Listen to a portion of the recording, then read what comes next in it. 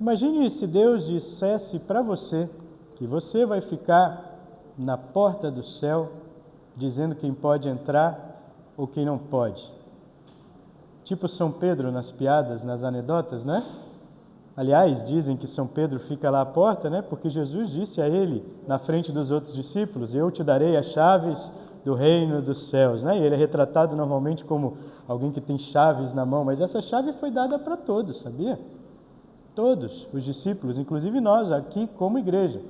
O ofício das chaves, poder de anunciar o perdão dos pecados, ou de reter esse perdão a quem não quer se arrepender. Agora imagine, se você ficasse à porta, quem é que você deixaria entrar? Quais seriam os critérios que você ia usar? Humanamente falando, a gente já pensa em olhar para a vida da pessoa, né? Levantar o currículo, assistir o vídeo dela todo no telão, para ver se ela foi boa o bastante, para ver se ela se dedicou, se fez obras de caridade, ou quem sabe até se tenha feito obras boas para compensar os momentos em que ela foi ruim, pecadora, maldosa. Mas os critérios não são os nossos, não é? Felizmente. Jesus fala, quando o perguntam sobre se são poucos os que vão ser salvos, ele fala de uma porta que é estreita. Esforcem-se para entrar pela porta estreita. Mas ele também diz que lá dentro a mesa é para todos os povos. Ao mesmo tempo a porta é estreita, mas virão muitos, diz Jesus, do leste e do oeste, do norte e do sul. Parece contraditório que uma portinha tão pequenininha possa fazer entrar multidões, quem sabe milhões de pessoas. Mas o ponto de Jesus ao responder àquela pergunta, se vão ser poucos os que vão ser salvos, não era o número. Ele responde responsabilizando aqueles que estão ouvindo e aquele que está perguntando. Ele não disse se vão ser poucos ou muitos. Ele apenas disse, esforcem-se para entrar. E no final das contas, do que depende essa entrada? Não de nós, de algo que a gente possa fazer, mas simplesmente de um chamado de Deus que foi colocado no nosso coração pelo Espírito Santo e no qual nós nos esforçamos para continuar seguindo, para não esmorecer, para não abandonar, porque muitos foram chamados, mas poucos escolhidos, porque muitos foram chamados, mas muitos não permaneceram no caminho para o qual foram chamados. E aí a grande surpresa de que Jesus fala, alguns que são os últimos serão os primeiros, e outros que são os primeiros serão os últimos. Palavras que Jesus repete outras vezes em outros evangelhos também. Essa é a grande surpresa, não depende de nós, dos nossos critérios, e a gente nem é capaz de, olhando para os outros, definir quem é que vai estar à mesa no final e quem não vai estar. O que Jesus diz é, façam todo o possível para entrar pela porta estreita. E essa porta estreita é estreita porque depende de uma coisa só. Não depende de obras, de ritos, de coisas que a gente possa fazer e que abram um leque de possibilidades desta forma. Depende unicamente da fé em Cristo. Por isso ela é estreita. Mas ao mesmo tempo que é estreita, ela acolhe todos. Porque é unicamente pela fé, não por obras. Não depende do seu passado ou do quanto em anos você tenha se desviado de Deus, mas depende se agora você ouve a sua palavra e se até o fim você vai permanecer fiel nesse caminho. Era difícil para o povo de Israel no tempo de Jesus entender isso, porque algumas partes do Antigo Testamento eram bem claras, mas parece que a mente humana vai levando a gente a esquecer. No texto de Isaías 66, ele diz, Deus diz, eu virei para ajuntar todas as nações e todos os povos, eles virão e verão o brilho da minha glória. E essa mensagem estava o tempo todo sendo repetida. No entanto, com o tempo o povo de Israel foi se fechando em si mesmo, não entendendo que a missão deles era serem chamados por Deus para brilhar a luz de Deus a outros povos, achando que eles eram os únicos a ser salvos. Foi difícil até para os apóstolos aprenderem.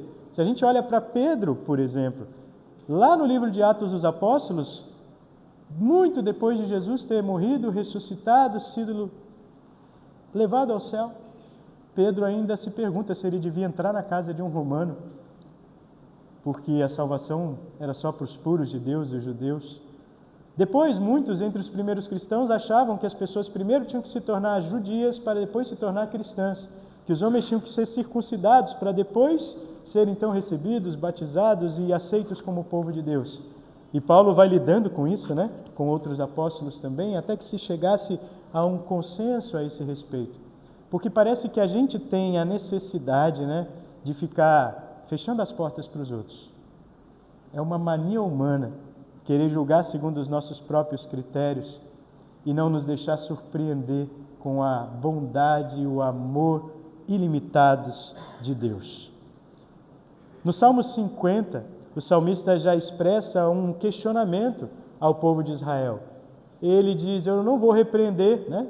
Deus dizendo através dele: eu não vou repreender vocês pelos sacrifícios que vocês trazem a mim, mas eu quero dizer que não está aí o ponto. O que eu quero é um coração verdadeiramente agradecido. Que a gratidão de vocês seja o sacrifício que oferecem a Deus. E que vocês deem ao Deus Altíssimo tudo aquilo que prometeram. Se me chamarem no dia da aflição, eu os livrarei e vocês me louvarão. Não importa o que tenha passado. Se me chamarem no dia da aflição, eu os livrarei e vocês me louvarão. Isso é difícil para nós entendermos, porque quando a gente olha para o próximo que parece estar clamando no dia da aflição, a gente olha e diz: tá vendo? Nunca se dedicou a Deus, agora está querendo, né? Agora que o sofrimento bateu, agora que está perdido, está querendo. Mas que bom que esteja querendo agora. E que bom que Deus possa me usar instrumento para agora, me usar como instrumento para agora chegar até essa pessoa. Ao invés de ficar fechando portas com os nossos julgamentos, é preciso abrir e mostrar, sim, que a porta é estreita. Jesus diz: eu sou o caminho, a verdade e a vida, ninguém vem ao Pai senão por mim. Mostrar que a porta é esta e só essa, mas abrir essa porta.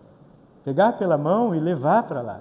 E não ficar julgando com hipocrisia, com orgulho ou até com comparações a vida de outros.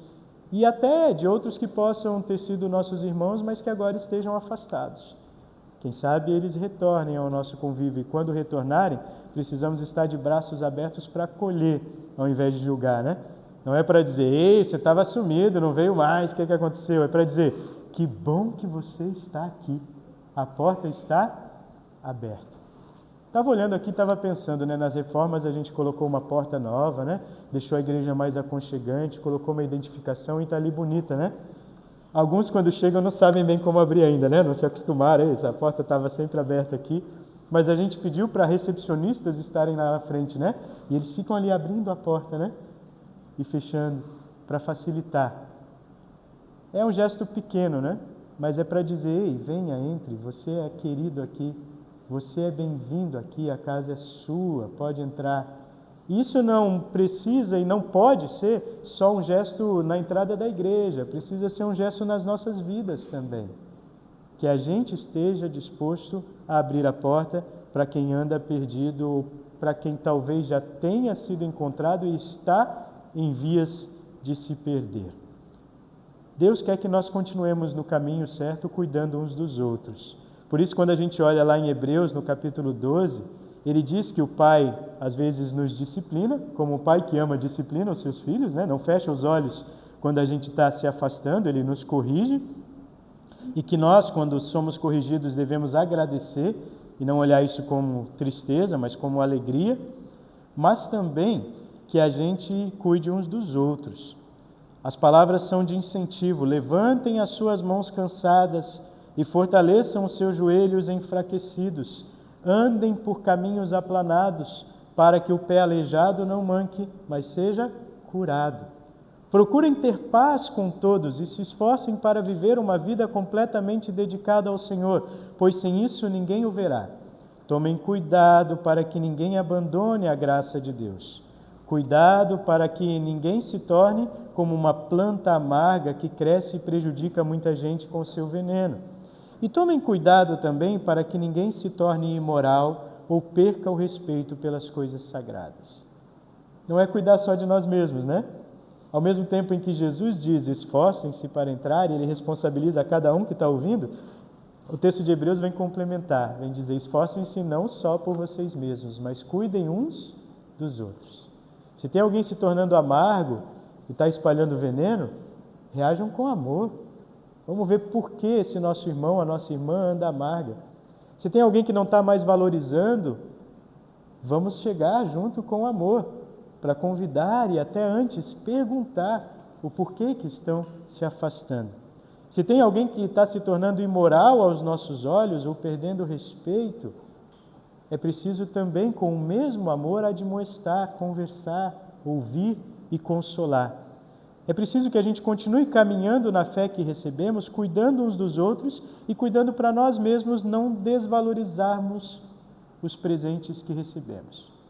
O presente de sempre ouvir a palavra e de receber a mensagem do perdão, o presente de ter acesso aos sacramentos, o batismo e a ceia, que nos dão ainda mais certeza visível da presença de Deus em nossa vida, e o presente de poder contar com irmãos na nossa caminhada. Irmãos que sim, são imperfeitos como nós, mas que oram por nós, que torcem por nós, que esperam que nós andemos juntos também e que, é claro, esperam nos ver junto com eles na grande mesa do banquete celestial. E aí, pensando nessa grande mesa, a gente pode se surpreender, né? Por quem sabe não encontrar lá no final pessoas que esperávamos encontrar, que dávamos como certo, porque é só Deus que conhece o coração. Muitos dos que são os primeiros serão os últimos. Mas também a grata surpresa de encontrar gente lá que a gente nem imaginava. A quem talvez a gente tenha dito uma vez uma palavra. A quem talvez a gente tenha estendido uma vez a mão e também o nosso gesto de oração. E essas pessoas podem estar sendo preparadas e chamadas para um dia fazerem parte do reino celestial. Por isso, o recado também é para não desistirmos de ninguém. A porta é estreita, mas há lugar para todos. E se Jesus mesmo outras vezes falou dele como ele sendo a porta, é preciso que a gente confie acima de tudo no poder que ele tem de transformar todas as coisas e todas as pessoas. Até o último momento, lá na cruz, Jesus esteve trazendo pessoas para si. Lembram, né? Porque a gente sempre fala do malfeitor na cruz ao lado de Jesus, né? Até o último instante, ele estava acolhendo pessoas que suplicavam no dia da aflição. E estava dizendo: hoje mesmo você estará comigo no paraíso. Nós também não podemos desistir, então, de pessoas que talvez a gente tenha cansado de convidar, tenha cansado de falar, tenha cansado de amar. Não vamos desistir, porque assim como o amor de Deus não tem limites e há espaço para todos, Ele também pode abrir mais e mais espaço para paciência e perseverança no nosso coração. E pode nos surpreender no final com aquilo que fizer através de cada um de nós. A porta é estreita, mas está sempre aberta. Um dia, claro, Jesus diz, ela vai se fechar. Mas enquanto está aberta essa porta da graça, nós precisamos continuar a testemunhar, a confiar, a caminhar, sabendo que muitas vezes esse caminho estreito é difícil para nós, mas é difícil também para aqueles que caminham conosco, e dando as mãos uns aos outros, cuidando uns dos outros, nós temos a certeza de que Deus nos fará chegar até lá. No meio do caminho a gente vai recolhendo, acolhendo, recebendo mais gente, que possamos convidar a muitos ainda para entrar. Que Deus nos abençoe para isso. Amém.